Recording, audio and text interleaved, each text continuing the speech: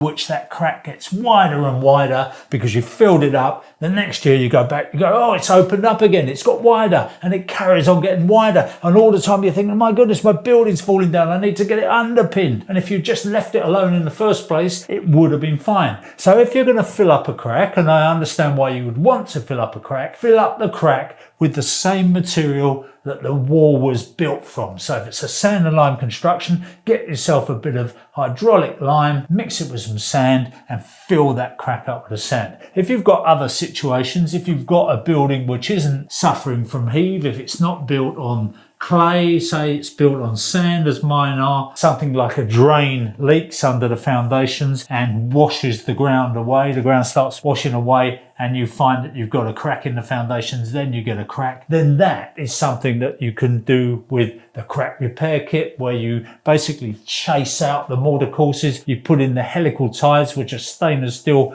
twisted bits of bar which go across the crack. So you chase out the mortar all the way across here, maybe a metre, and then you push in the helical bar across there, and then you put back a resin, and then on the top you put back sand and cement so that nobody can see it. And if you get a good guy to do the crack repair, they match the colour of the mortar and you would never know that it happened. So if you've got a crack in the brick, they probably replace the bricks and they put in the helical bars to stitch the crack back. That's called crack stitching. Very effective way of dealing with it. And I have actually seen buildings up in Suffolk where they've actually run this helical bar all the way around the building on several courses just to hold the building together, because the whole thing is starting to fall apart. So you can do an awful lot in remedial ways. The other thing that you used to see on the outside of buildings, the old wall ties, piece of metal that they got a bolt through the middle of them. If you've got a building like that and you've got the walls starting to belly out, they're starting to drift apart on one end or the other, what they do is they put a rod all the way through, maybe at floor level, going all the way through the joists, and then they put the wall ties on there, and then they start doing those nuts up, and you can even start to pull the building back into shape. But if you don't, at least you stop it from going any further. Now, that's now done with invisible wall ties so that you don't see it, because a lot of people worry about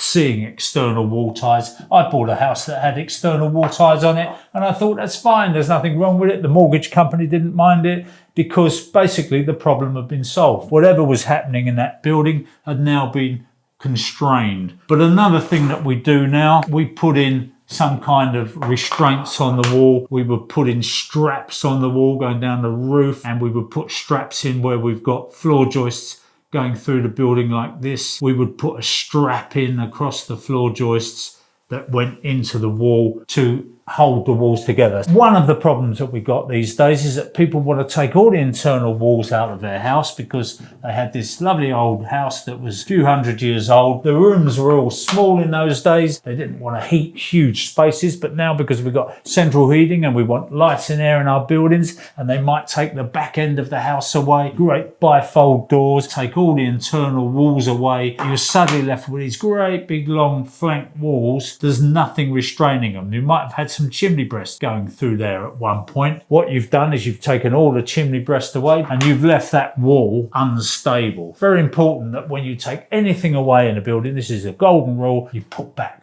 more than you took away. In other words, you're taking away structural restraint for a chimney breast, put back more structural restraint than you took away. That way you can't